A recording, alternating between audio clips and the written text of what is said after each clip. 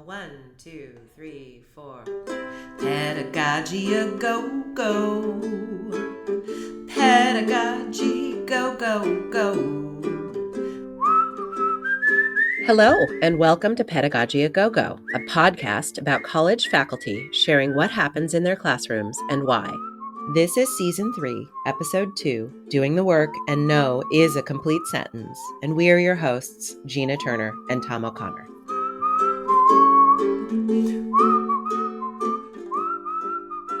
All right. Well, welcome to Pedagogy a Go-Go, to the second part in what is shaping up to be a 3-part series this semester, and I suppose could go further depending on things. The way we're doing our shows for this special is a roundtable style. So we're lucky to have, in addition to my wonderful co-host, Professor Gina Turner, we're going to be joined today by Professor Melenese Sivells.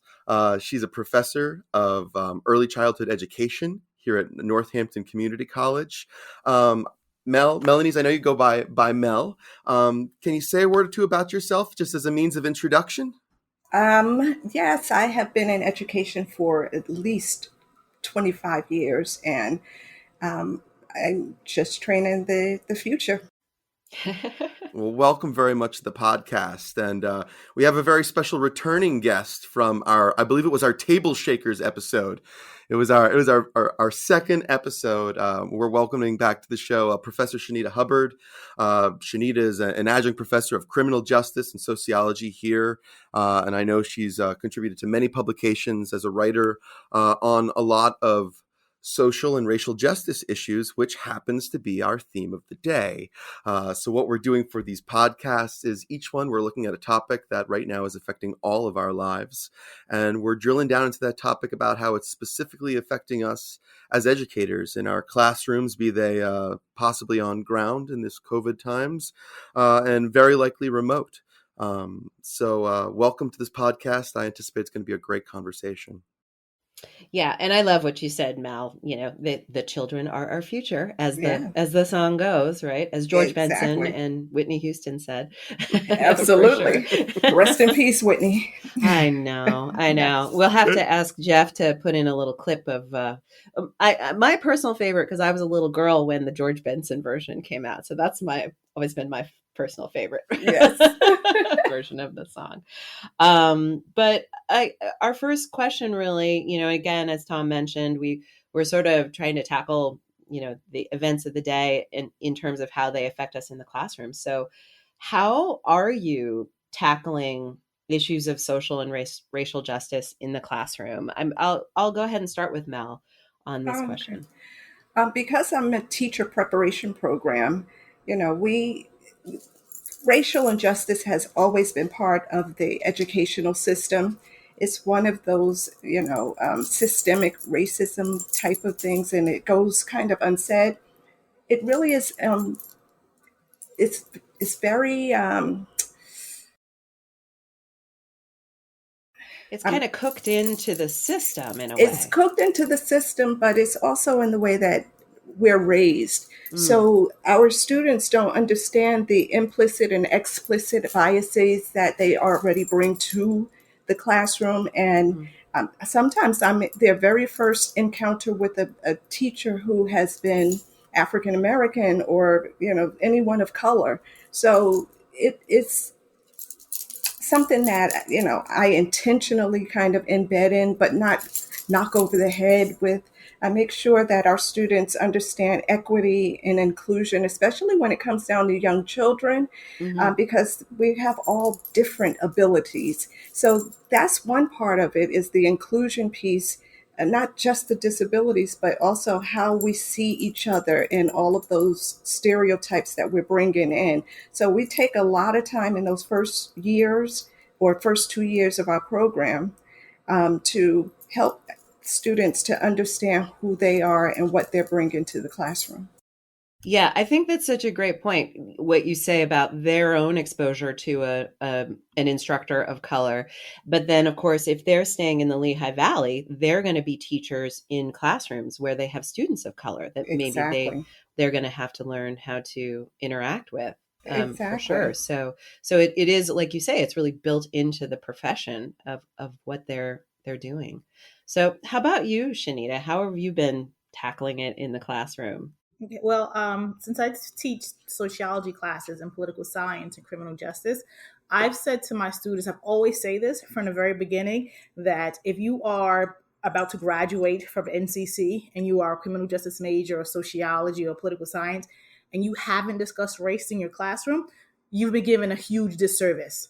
Like it's just impossible and you've been cheated, right? So I have these very candid conversations, but in order to do that, I'm very intentional about creating a safe space, right? All of my students need to know that it's going to be safe. Like it's going to be emotionally safe. Like my students of color, it's important to know that they're not going to be attacked. And students who have very different opinions need to know that this is still a safe atmosphere, right? And then I have to do that balance to know the difference. Like it's just really hard.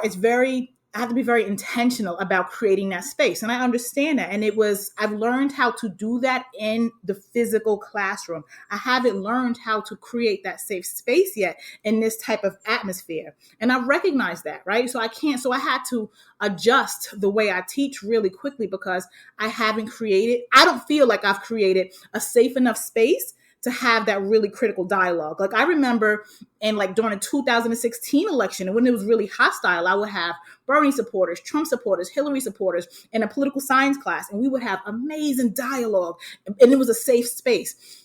I was able to gauge that, right? I don't have that space to be able to have those conversations, right? So I have to be honest. Like it doesn't matter how great of a professor I think I am. If my students walk away feeling harmed, then I was the one that did them a disservice. So knowing that I don't have that space, it does hinder me because it modifies the way I have to talk about it, right? So I introduce it in a context of COVID. Right? Because you can't hide from this pandemic and you can't hide from this conversation without talking about economic inequality. And then you can't hide from economic inequality without talking about race. So I have to present it in a way where it's part of the questions. So then they'll bring it up themselves, right? So then they're challenging themselves with it. And they're like, wow, I never thought about this, right? So I have to slowly feed it to them in a way where they're leading the conversation. And then I'm introducing it to something to so much more. Right. I think maybe Monday was such an excellent dialogue about economic inequality because we started talking about food, how not having access to the right food impacts your body. Right. And now you're not healthy and now you're at greater risk of COVID. So I'm so excited next week to then introduce them to the concept of environmental racism. Right. But they got there by themselves. Right. They created that. Right. So now it's different. Right. So to go back to answer your question, it's very critical to talk about race, but I have to change the way I do it and I have to move slower. And it doesn't necessarily mean it's wrong. It just means that I have to do it slower and differently. It's so interesting because for you're saying you have to contextualize it in order to make it safe for the students to be able to almost relate to the topic and then to be able to talk amongst themselves about it. Whereas for Mel, it's more baked into their training as future educators. And it makes me think too, for Tom, because I believe you're teaching section gender this semester. And I'm wondering, because of course, another element of this is the misogyny and sexism that's going on in the culture too. Yes, sir. So how are you layering all of this stuff and tackling it in the classroom? Well, at first, I want to just twin off of what Shanita said, because I spoke about that in our previous episode, actually, about having to change the game in terms of the safe spaces we're creating in an online environment. And so I'd used the example of talking about sensitive topics and someone's parents in the back of the room. You see them, and other students are seeing that as well. And Shanita, I applaud the way that you turn it around, if you will, if you're approaching it differently. And I found myself in the same position. And it's funny. So I have two different classes. I have the Women and Gender Studies class, where, of course, in terms of how are you tackling issues of social and racial justice, that is the course, right? And so it is the curriculum at the outset. What is interesting is actually I've changed the assignments in that course in terms of giving the students a bit more freedom. Whereas the course is, and I'm going to just, we talk about plagiarism and stealing ideas. Matter of fact, I found one in one of my classes today. But I totally stole something from Joy Reid's new show, The Read Out on MSNBC. I'm not sure she's still doing this, but one thing I did is I created bi-weekly. She did a segment on the craziest thing I've seen all week, and it's really broad. And so I said, here's what I want you guys to do. We were using Flipgrid to do it. I want you to go and absorb the news around you on your social media, on your preferred network that you watch, and identify something that you feel is really important and you need to talk about and bring it back. And that is, as a hybrid class, right, where there's a lot of asynchronous work, it's this wonderful way to continue conversations and then draw them back into the classroom. And I will tell you that in my Women and Gender Studies class, we're using feminism to talk about issues of race, of police brutality, because that's what they want to talk about. Mm-hmm. I watch, it's interesting. They may not know who Clarence Thomas is, but at the same time, they certainly know who Breonna Taylor is, mm-hmm. and they want to talk about it. And it's also, so my other class is a literature-based class, and it's interesting, Mel, to come back to something you were talking about mm-hmm. being an early educator as an African American woman of color. It comes out, that's about representation, right? It's about children seeing people in a role as a leader, as a mentor, as a teacher. Absolutely. And in my literature class, it's all about representation. It's about first picking diverse voices, but then it's also about picking texts that deal with it. So, right. I'm so cruel to my class because the day of the election, we're doing Flannery O'Connor's A Good Man is Hard to Find, which is a brutal story for those of you who've read it. But exempting kind of the brutal ending of the story, the first half of that story is all about racism in the Old South and how right. it is passed down generationally. And even in a literature class, our discussion is, the main point I give to them is that to read is to make us more human. Mm-hmm. We read to empathically identify with others, and others lower O, not, a Simone de Beauvoir capital O other. We recognize that as a problem, but it's about reading and learning through difference and exposure. It's Absolutely. The best kind of diversity. So that's a little bit how I've been trying to tackle it in my two classes. The big one is really just openness of assignments and allowing them to draw the discussion to areas of personal importance. And then they can apply Simone de Beauvoir talking about the other, when you've got Trump talking about looters and rioters as opposed to civil and rightful protesters protesting something very important and how they are being othered. So it's great to be able to draw that into a classroom experience. Right, definitely. How about you, Gina? Well, I'm hearing what both Shanita and Tom were saying about kind of the students bringing their own interest into the classroom. And that's also something I'm trying to tap into. So I'm teaching research methods this semester and cognitive psychology. And for both of them, I sent them out to our college's Peace Conference, which was a 3-day event where they brought in a number of people from the community to talk about different social justice organizations. And the students who went to those events, and I said, I'll give you 10 points if you go and then send me an email about it. And the students who went wrote me these impassioned emails. And I'll use one in particular. One young woman emailed me and she said, I went to a session on immigration and it was so amazing to hear someone talk sympathetically about undocumented immigrants. And then she said that her father was an undocumented immigrant who had been deported when she was in high school after living in the country for 30 years. And after I expressed my outrage back to her about that, I said, this is your research project. And so she's turning it into a project on attitudes about undocumented immigrants and knowledge about the difficulty of becoming a citizen in the United States. So they're turning their interests into the work in the class, which I think is hopefully going to keep them engaged and hopefully also showing them the practical applications of the content in the class as well. Because I was thinking for Mel, as you're teaching them about being representational in the classroom, I'm wondering if you're using different examples maybe, or are you finding different examples of things that you are using for them in the class? Well, it varies from semester to semester. One of my colleagues Amanda Sejano, she teaches one of our courses called Child, Family, and Community. And you really have to understand the socioeconomic statuses of the families that we serve as teachers. So she had put in a great assignment of Black Lives Matter. So when she brought that in and she wanted our students to come and understand the perspective of people who really truly believe in Black Lives Matter. Now, for some of our students, this is the first time that even had to think about, Black Lives Matter. They see it, but it doesn't affect them. So it doesn't mean much to them until they get to that assignment. I know you're asking what I do to put in, but, I think that was a really great example of it.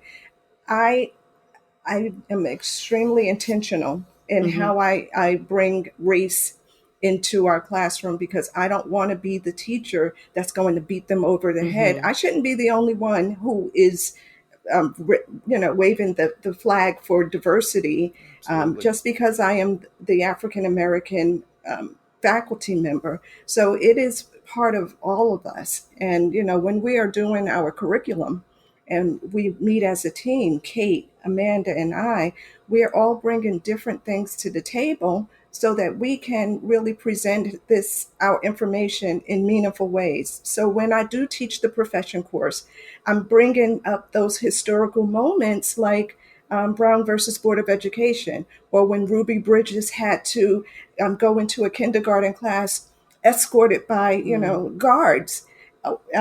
And then I show the picture of the angry white mob that was there. That was in 1964. These people are still alive, or could possibly be alive. They're your grandmothers, and they're our, so we have to really put things into perspective for students so that they understand that, one, it is real, and two, just because it's not affecting you directly doesn't mean that it doesn't affect the profession or our lives or community. So we just make sure that we tie in that historical perspective, because if you don't know your history, you don't know where you're going to be able to go. Yeah. And I love what you're saying about you should not be the only flag bearer in the division, right? That the only, the African American teacher is the one who is talking about race, and that it's shared amongst all of your colleagues.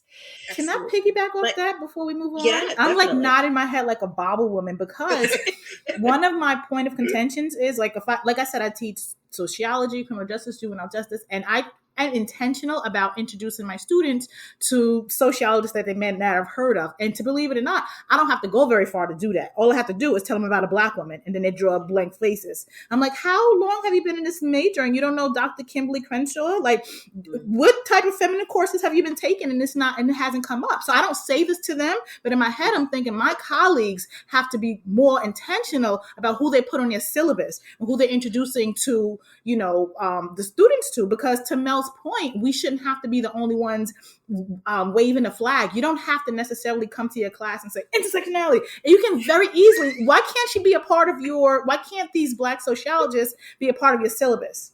Right? Can't this be a regular part of your diet? It's about programming, right? So I was like, let's all be more intentional about that. And I was saying that going forward, I want to be deliberate to make sure that I am looking for work from our trans community, right? I want to be more intentional about introducing their work, not as, hey, it's Trans Month. Nope, this is just a wonderful piece of work, and we're going to discuss it. And then later, by the way, this is who that person is, so that you can know, to normalize it. But it can't just be on like the POC professors to do this work.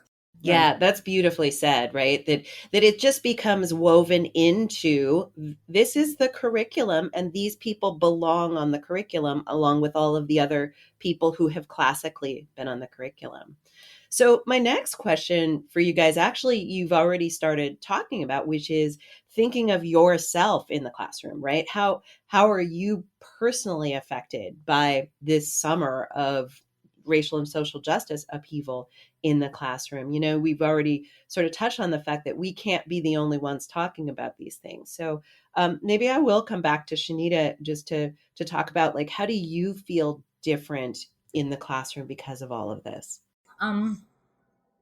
That is a really good question. One of the things that I always do, even from when I first started teaching, I teach from the place of my own academic hurts.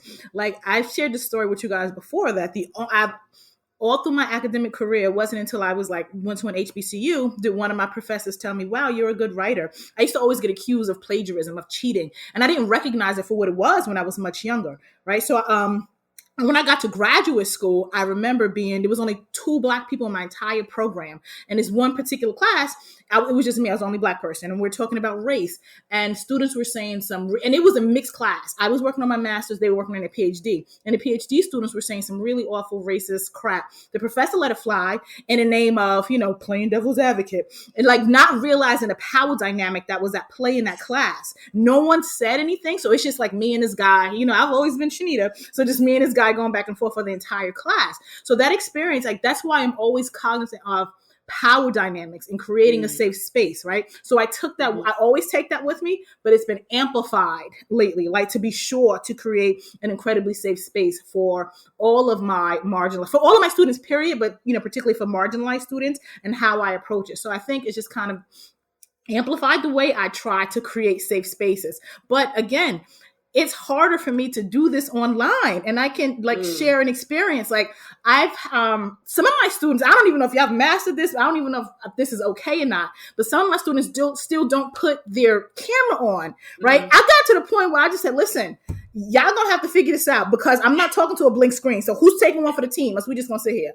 And then it rotates, right? So, but there's still some students that will never put their screen on. And my daughter, she's upstairs, not now, but doing remote learning. And she pointed something out to me. She said, Mom, keep calling on these students. Such and such, put your screen on. Did you ever think there's a reason they don't want to invite you into their home?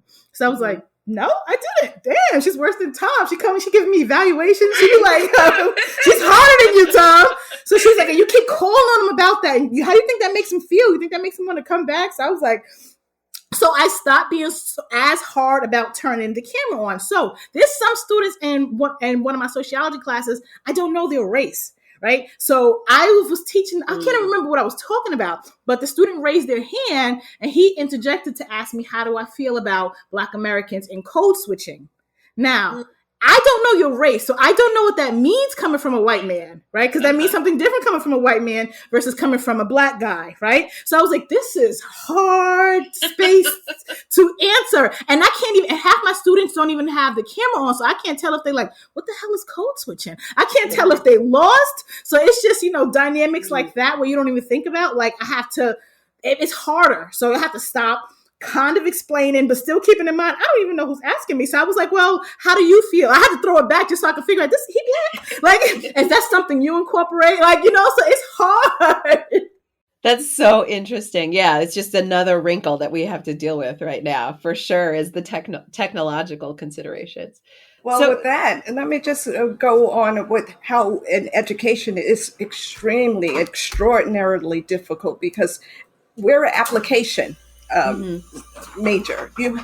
I have to see you actually interacting with the children. We have a skill set of 7 skills and strategies that I am looking for. I'm looking for students to support the young children when they're in the classroom. How are you stretching them? How are you engaging and stimulating their minds and making them interested in what's being learned?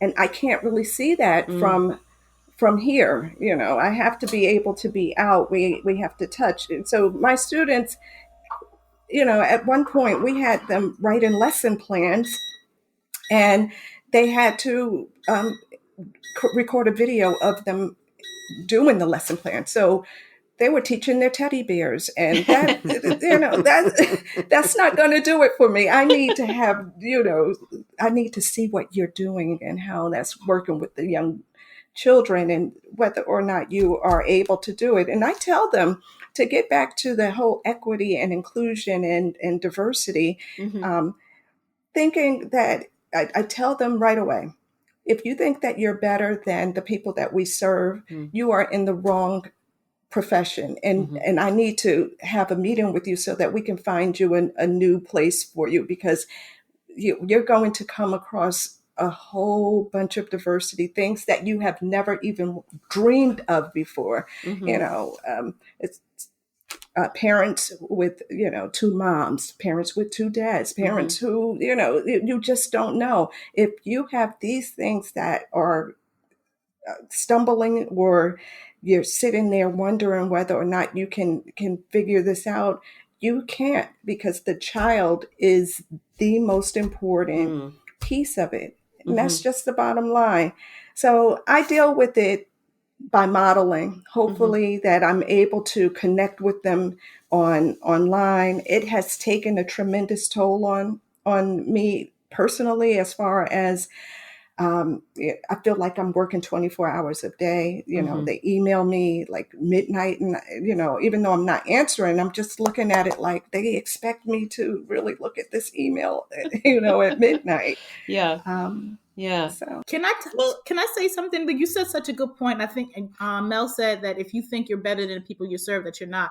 One of the things that makes it difficult when you're having this conversation about racial inequality is there people our students feel disconnected. Well, like, not necessarily, maybe they're not looking down on them. They're just like, oh, them over there. That has nothing to do with me. They can't connect to it, right? So when I said I talk about COVID, this was a great equalizer, right? Because even our white students, they are not rich, right? So when I want to introduce the idea of how economic inequality has been amplified, and let's talk about this. One of the ways I'm doing it is talking about this remote learning thing, because a lot of our students don't have good Wi-Fi. Like, students email me like, I'm kind of sharing Wi-Fi and I don't have a laptop and I have a broken laptop, right? So that's one of the ways that I've used to help them to connect with why these conversations are important. Like, look how your academic experience is being shaped because to be frank, it's assumed that you can afford a quality laptop. It's assumed that you can afford wonderful Wi-Fi and that you have these things, right? Because this is what economic inequality looks like. So it's so important, right, to make sure that they're not feeling removed or disconnected from the people that they're serving or working with, or even the conversations that we're having. Yeah. I'm so glad you guys have brought the question of technology into the conversation, because that's another aspect that I wanted to touch on for sure, that we definitely wanted to ask you about. I did want to back up though briefly, because I wanted to ask you, Tom, so Shanita and Mel and I were all African-American women in the classroom, but as a white male in the classroom, have you felt different in the way you're presenting with your students or interacting with your students, given all of the things that are happening in the news? And even, is technology hampering or even helping in some way? Kind of putting the question together. Yeah, that's a good one. And always, Gina, it's not even of the moment. It's doing my doctoral work at Lehigh University as a straight white man studying queer theory, just to begin with, which investigates everything from gender and issues relating to gender and sexuality to, of course, race and class. I have always had to check myself, right? And so, and funny, in listening to some of the conversation, I'm teaching Roxane Gay right now, who's the greatest, and she has an awesome essay on privilege called "Peculiar Benefits in Bad Feminist." That was a selection of we just read it, so it's fresh in my mind, and so I always have to be aware. As I'm teaching women and gender studies, right? Let's be honest. My entire class, I am the only man in that classroom, actually, which has never happened to me before. And basically, I handle any issues relating to race or any minoritarian group pretty much the same way. So when I teach my women and gender studies class, I tell them, I say, the day that I tell you that I'm 100% comfortable teaching this class is the day I can never teach this class again. Is that I have to come to that class acknowledging my privilege, with an ear towards listening to other voices, with an ear towards identifying the stories that I haven't heard, that I don't know, and opening up spaces for those stories to be told. And so the experience is always difficult. On the other hand, it's also about allyship, right? It's important that straight white men, and I mean, let's be honest, I think we need to address the moment that we're having this conversation. It's the Thursday after the election. We have no idea who our next president is going to be still, which is going to change the course. We're all walking on eggshells, very nervous for who's going to be in the street. I have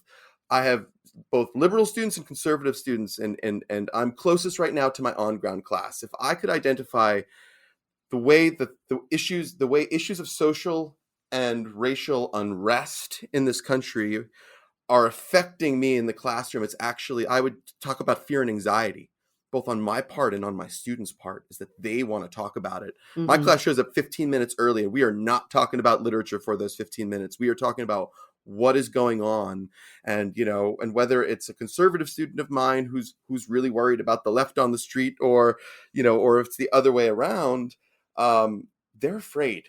Mm-hmm. And so we need to be really conscious, I think, of as educators, of how everyone's feeling, including ourselves, so that we open up. And it comes back to Shanita's safe spaces and the peculiar challenge of creating self spaces in remote and online environments, but also safe spaces on ground. I'll be honest, I got in trouble 4 years ago after Trump was elected for an email I sent out to all my faculty, which apparently, if I sent it as a faculty member, it would have been okay. But because I sent it as an administrator, it was deemed problematic, which was basically, though, asking them to just let our students know it's going to be okay, that Northampton is actually a community of safe spaces where we can talk about these issues. Mm-hmm. And so whatever we're still there. Now we just have more PTSD, and we're just carrying more stress than ever. I mean, I don't want to suppose how you guys felt on election night, but I mean, I think one commentator put it best when Florida was called red, and they said, "I can hear liquor cabinets being opened up across the nation." I knew we weren't going to take Florida. No, I knew that. There was an article, I don't remember what paper it was, but it was talking about the liquor store. It was interviewing a liquor store owner and talking about the difference after 2016 and 2020, and just the difference in purchasing liquor patterns. We talk about creating safe spaces for our students. Northampton has to be very deliberate for creating safe spaces for us, for the community. And I thought about this when right in the summertime, like right in the midst of all of this happening, I wrote a piece for The Guardian, and my white editors never think about this. They will throw, like, my bio is pretty general because I don't like the whole world to know where I live and where I work, for safety reasons. So she decided to, add to my bio that I teach at Northampton, right? So this is right in the summertime, right before classes are about to start. Northampton is emailing me a billion emails. And then so are these people, right? No. And like, it was an article about everything that was going on. And then, she put that I worked here. So people looked up my Northampton email address to tell me exactly how much, they hated me when I wrote. Some of it they loved it, some of it they hated it. But the point is, my work email, I was upset. It was buried in it. Like, I'm getting stuff from it was terrible. And then my friends were like, "Oh my gosh, are you concerned about, losing your job? Like, they're going to know." I'm like, "They're going to know what?" That what are they going to know? That I'm totally against, civil, racism? And I was like, and if that's not okay. I have been meaning to talk to you about that, Shanita. That I take a stance against racism? Am I afraid of that? I said, no, I'm not worried about that. And I would say a lot more about them, than it would. And I wasn't worried about that because, and I think, that kind of speaks to the space. The fact that just never crossed my mind. I thought that was crazy that people were reaching out like, "Oh my gosh, you're going to be looking for a new job?" I'm like, what? For speaking out against racism? I mean, it is always a question of how much we share our own personal beliefs in the classroom. I mean, when I think about how this has impacted me as an instructor, I mean, I was also teaching classes over the summer, and we've touched, Shanita, you just touched on the fact that we need to keep safe spaces for ourselves, and that's something that we're gonna talk a little bit more about in a few minutes, But one thing I'm realizing is that I need to make sure that I am able to feel as open and honest with my students as possible about how I am feeling that day. So if I come in and I'm just I'm feeling a little fragile, right? And I'll just say, wow, you guys, I'm feeling a little fragile today. And now I teach psychology. And so again, it's sort of, kind of like with Mel, the structure of what she's teaching is about basically modeling being a supportive, but almost a figure with some authority and with some gravitas. And I guess for me, I think in psychology, it's really about like modeling empathy. I mean, I think we're all trying to model empathy, but it's a really important thing for me for them to recognize the importance of being empathetic and vulnerable and honest with each other. And Right. so I'm honest about, oh my gosh, you guys, I was so busy. I meant to have this, this tab open. I didn't have this tab open, and just kind of trying to be as authentic as I possibly can. And, to come in the class and say, oh, the news yesterday, you guys, or whatever is going on, just to take a moment to recognize, oh yeah, I'm a human being in my, crazy green room, sitting here with my croaky voice because it's 8 a.m. So I'm trying to drink as much tea as I can so that I don't sound like a frog. Just kind of recognizing all of the challenges. And to your point, Shanita, your daughter is a much more insightful person than I feel like I was, because it took me a long time to come to the same conclusion she did about video in my classes, because nobody turns on their video, but I didn't emphasize it.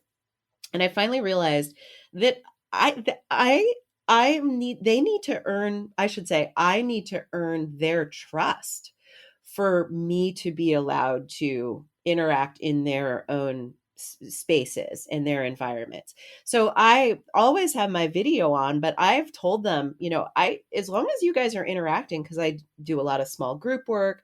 And then, so I make sure I'm basically talking to every student in the class. We use the chat a lot because, as again, has been pointed out, some of them are struggling with having, good Wi-Fi connections, having strong enough bandwidth. So, having video on isn't even an option for them, or their microphone isn't working, or their laptop's being weird.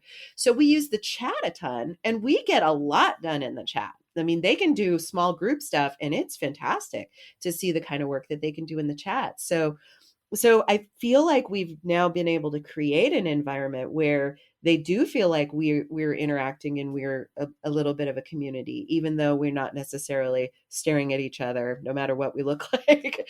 My daughter gave me a tip that I'm going to share with you guys. Like, I have, like, in writing, I have this, for a lot of people always ask me, like, some people, like, you share so much of yourself. Do you have rules about what you share? And I say that I only share my scars, not open wounds that are still healing. Like, I'm not showing you these things because you can touch them and infect them. But I'll show you scars that's healed if it's going to lead to collective healing. So that's my rules about what I share. But I do realize that I'm so much more guarded with my students. And my daughter pointed this out to me because I had my car in the shop one day, and I was supposed to be back home by a certain time. And I'm like, damn, my class is about to start and they're not even finished. So I had to like go in. They gave me like a loaner car. I'm like driving to outside of the library to have my class, but I didn't turn my camera on. So I like had my whole class without my camera on. So I'm telling my daughter about my day. So I told her that story. She was like, why wouldn't you turn your camera on? I'm like, because I'm in my car outside of a library. She said, so your students need to know that you're struggling with these technology issues too, and that it's not fun for you either. But hey, you're doing the best you can. She said, and they might think that that's cool. She's struggling just like we're struggling. And I'm just like, damn, little 10-year-old. That is amazing. That is so insightful. Yes. I was like, you know what? You're right. I should have put my camera on and just explained to them, like, listen, I was supposed to be done, but here we are in the car, and I'm still on your Wi-Fi at the library. Like, this is what we're doing. And I was like, I really should have shared that with my students. That is so terrific. With the camera thing, I don't care if they don't put their camera on, but I need them to at least chime in so that I know that they're there. But at some point in the semester, I do need to see you. I need to know how you look and how, so I do wait until after class and say, well, you know what, Tom, can you hang on for a minute, and then one-on-one, I will say, do you mind just putting your camera on so that we can meet each other face to face? And, and when I put it like that, they'll do it. Yeah. It's been tough to navigate. I've swung on this issue. I was the early proponent of they have not invited us into their homes or wherever they're Zooming from. And so I wanted to respect that. And so I was encouraging a video, but I made really clear that I was totally, like that I would be totally cool if they didn't use it. And then like 60% of the cameras were off. I felt like I'd sabotaged myself. And I'm playing with the idea of a kind of a contract. And I'm totally stealing this from my wife, who also teaches remotely. And, she tells her students that her expectation is that they're going to have their video on. If there's anything that's keeping them from, that they can just privately chat with her. They will let her know. If it's semester wide, it'll be semester wide. And they don't have to, they don't have to divulge every detail, but it can just be, it can be as loose as my house situation is, it changes because of kids, pets, all these reasons. And for those reasons, my preference is, and I'll find other ways to engage. Because to Mel's point, I mean, that's what we need. We need engagement. And I agree with you, Mel. I want to see their face at least once, because I mean, we communicate through our faces, right? That's how we begin to know people. And sometimes I feel a little bit like I'm teaching as a blind man if I have too many videos not on, and I'm imagining, it's like Stephen Colbert and all the late night hosts after they went home, they no longer have an audience in front of them. That's how teaching feels, basically. Like, I don't know how you're responding to what I'm saying if I can't see you. A funny story is I asked a student to put her camera on. She put it on, and she and her boyfriend were hunting. I said, turn your camera off. Turn it off. Turn it off. Go ahead, Tom. I had a student, I have to share. And so she turned her camera on to ask a question, which is another way to simply say you can leave your camera off unless we put it on maybe if you say something. But this was not in my class. So she turned her camera on and she was Zooming from her bed. And then a partner just gets up out of the bed next to her. And I'm like, all right, we do have to talk some Zoom decorum, people. Well, so how do you suppose what we are learning about, the Zoom decorum and how we show up for our students and what we share with our students? And Shanita, that is absolutely beautiful. You can show the scars, but not the wounds before they're healed. That. I love that too. But what are we going to take forward in 2021, fingers crossed, when we are physically back in our classrooms, still dealing with all of these issues that this summer has brought to light, right? I mean, one of the biggest things I think that has come out this summer is that a lot of the implicit stuff has become very explicit. People understand more about what privilege is, for better or for worse. People are finally really understanding what systemic racism is, for better or for worse. So, when someday we will not only be interacting with each other on Zoom, what do you think you guys will bring forward into your in-person classes at that point? I didn't pick on a person, sorry. No, and Tom, go ahead. Specifically, are you talking about technology, Gina, in terms of the technologies of the moment, or no, you've moved? No, I actually am. I'm actually asking about, I'm not asking about technology. I'm actually asking what we've learned now in this moment because we have to use technology. What is something you will take forward when we don't have to use technology? Does that question make sense? It does. I think that I would use to temper myself a little bit more, to slow down, because COVID had made us all stop. Mm-hmm. And then we had to realize what was really important for our students to know, instead of all of this other little busy work that would just kind of enhance their learning a little bit more. But how can I get what they need to know in a more meaningful way that's not going to be wasting time or just, kind of busy work? So I want that. And I also want a more awareness of, and I guess this is a byproduct of slowing down, but just to get to know each other more. Mm-hmm. Relationships is the key to success, period. I love that. Just slowing down, like the benefits of slowing down. Sorry, go ahead, Shanita. No, I was just saying that's good. But one of the things that I'm no longer afraid of the pivot. Like pre-COVID, when I would teach, if I would have my syllabus, right, and I have this plan to get to this point by maybe March. If I'm not there, I would be like, damn it, I effed up. I would consider it like as a failure. I would be kind of regimented to that. I'm not afraid of the pivot anymore. Like we've literally had to stop, change, and adjust and just make life happen. And I'm going to take that with me. If I'm doing something and it's not, and I'm thinking it's an amazing idea because it worked last semester and the previous semester. If it's not working, I'm so cool with scrapping it and just creating something right there. I'm just not scared to pivot and scrap. That's the whole teaching piece of it. You have to be so flexible in order for it. And that spontaneous learning is so much better than that pre-planned learning. Yeah. Heck yeah, it is. Yeah. How about you, Tom? I've been ruminating on this, and what am I going to bring forward? And I do want to talk about a technological component as it relates to social justice issues, about how technology has changed our classrooms, and it will forever change our classrooms going forward in terms of. And so, what I will bring forward is a certain insight and awareness, and it's this, and it's not good, but it's really important. And I think about it in terms of how changed would history be if there hadn't been cameras on the Edmund Pettus Bridge, right? And one thing that has changed since then is the absolute abundance of technology. And one reason I think that, Gina, to your earlier point, that the implicit has become explicit for our students is they can see it.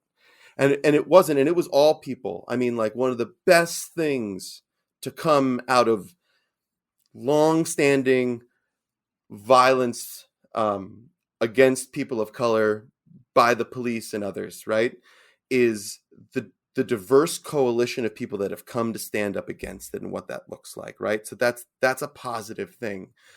But the other thing that technology has made us so aware of as people have gone to the streets in these activisms is we have a white supremacist problem in this country.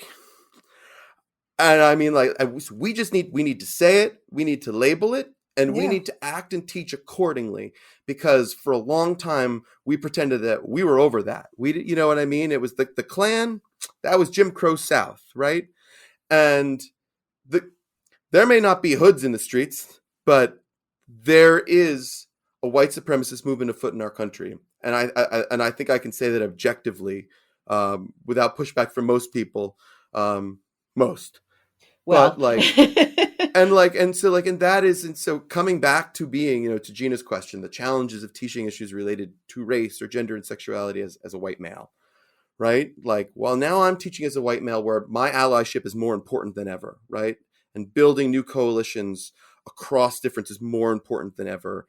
And I don't know yet how that's going to change exactly our classrooms, but it is forever changed from this moment to what we now know, especially knowing how close this vote was, because this was a referendum not just on a president.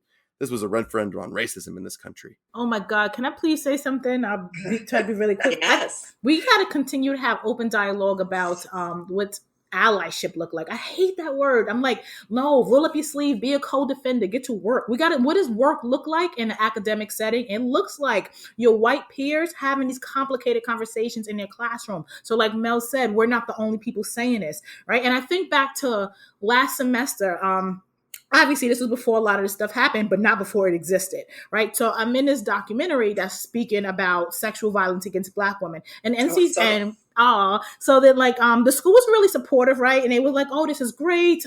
There was a lot of some of our white professors like, "This is fantastic. Are you going to show this? Are you going to teach this?" And and I'm like, I understand their intent, but intent is different from impact.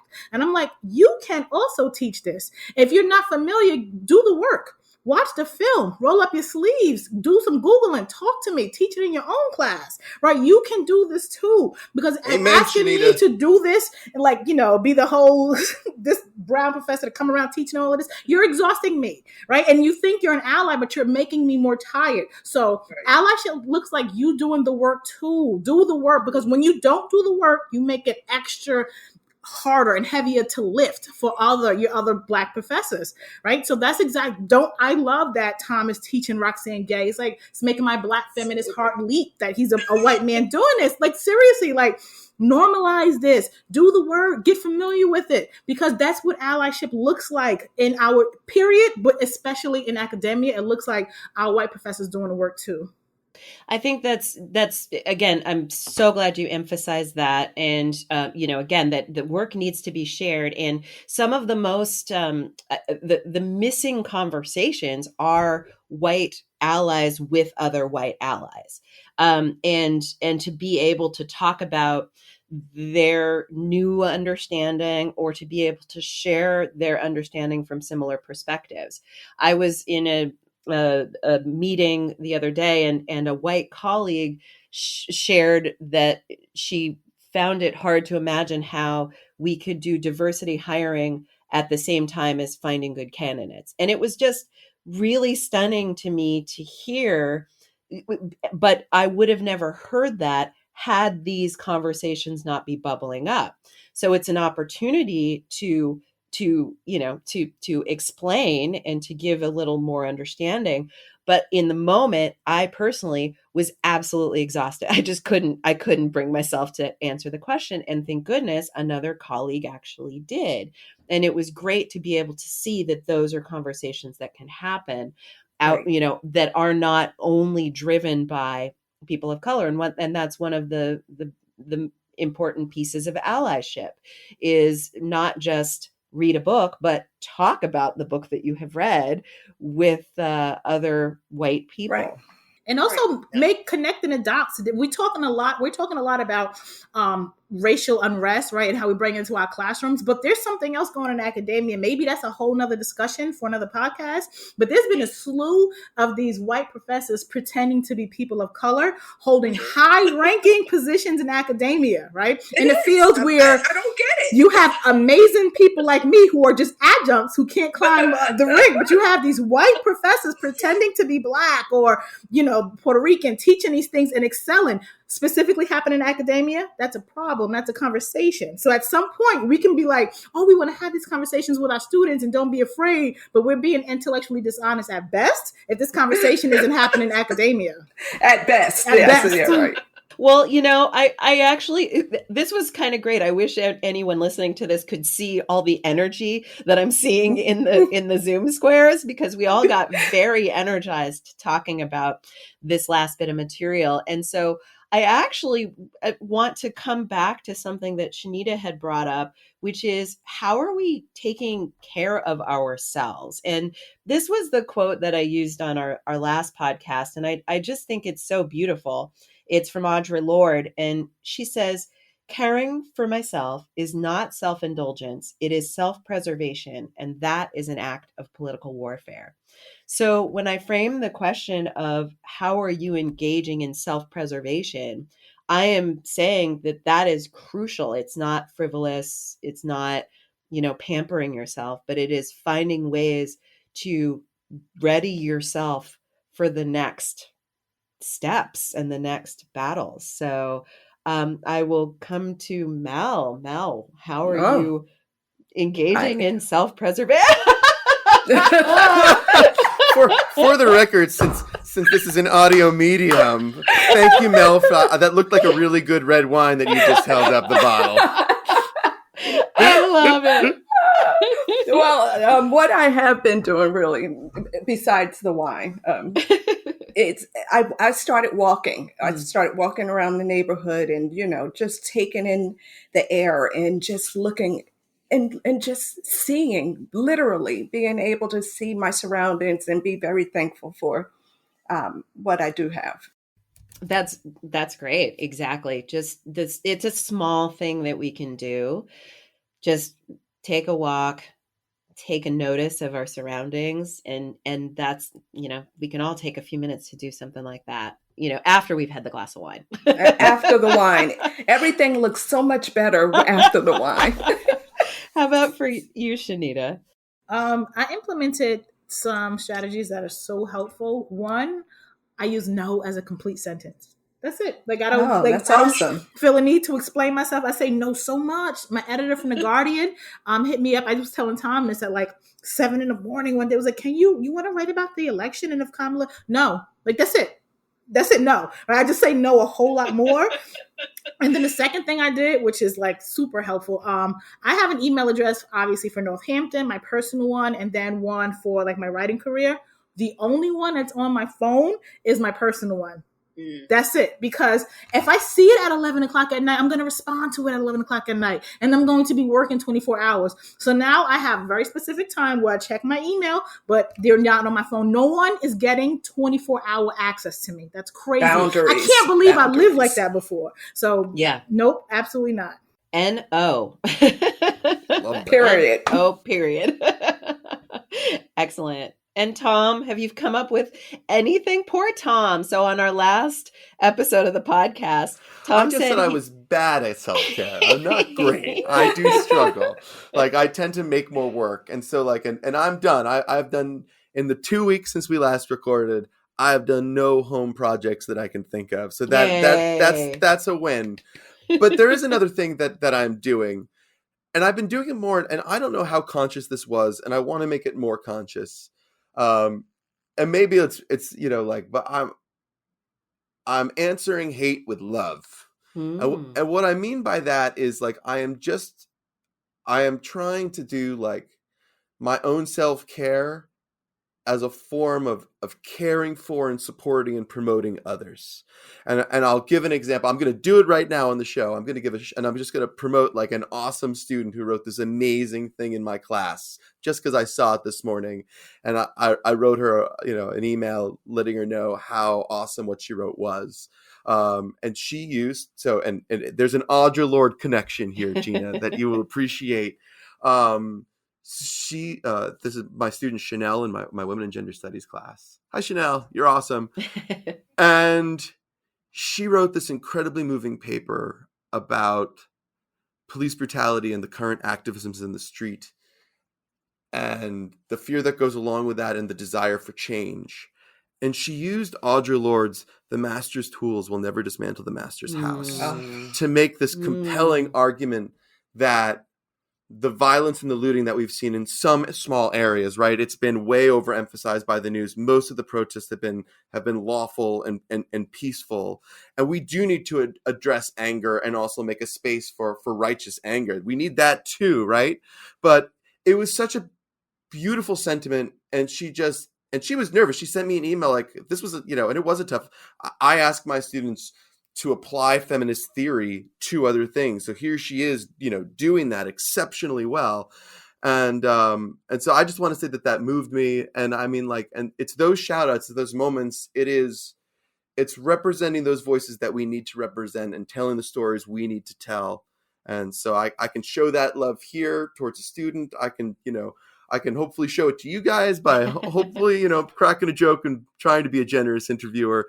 But like, I just want to, it's a state of mind. And so, like, and it's not selfless. It's a very selfish thing that bringing some peace or a smile and maybe even a moment's stability into other people's very destabilized, chaotic lives makes me feel better about myself and makes me feel a little bit stable. Like, I can control that in a world where I feel increasingly less in control.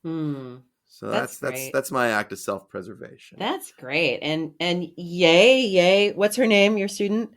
Oh, Chanel. Yay, Chanel. Go Chanel. Go Chanel. So how about you, Gina? Well, I'm gonna share two things. One is really quick, and this is my favorite thing in the whole world, which is my essential oil diffuser.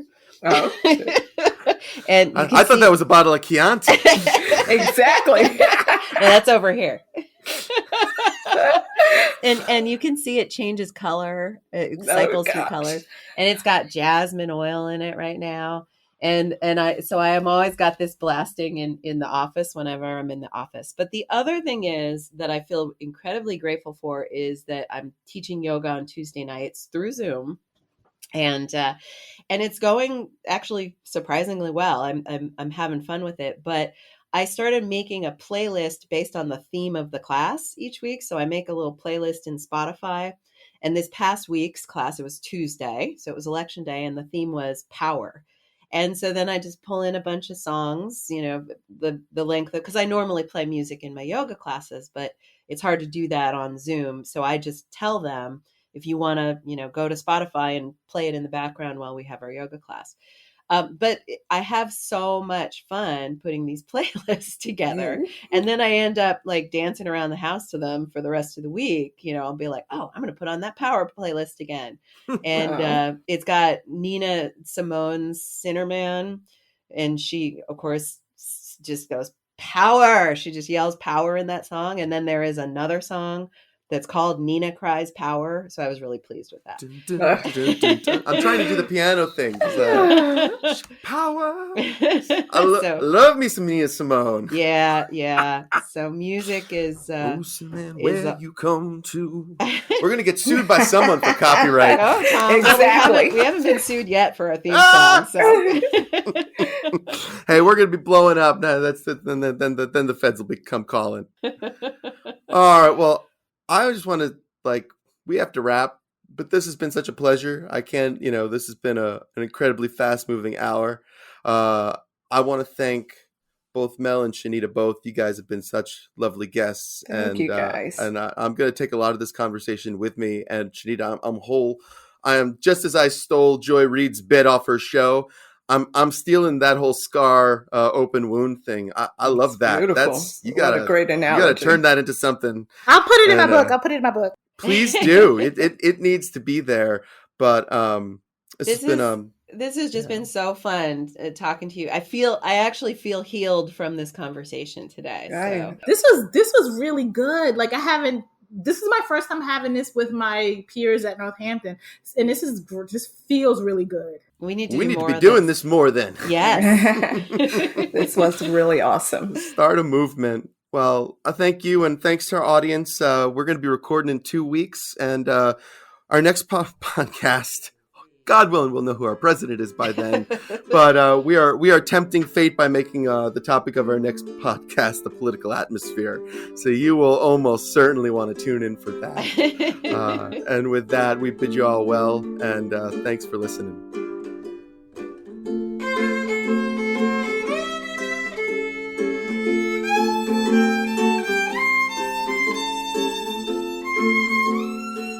Hey, thanks for listening to Pedagogy A Go-Go, recorded in the Center for Teaching, Learning, and Technology at Northampton Community College in Bethlehem, Pennsylvania.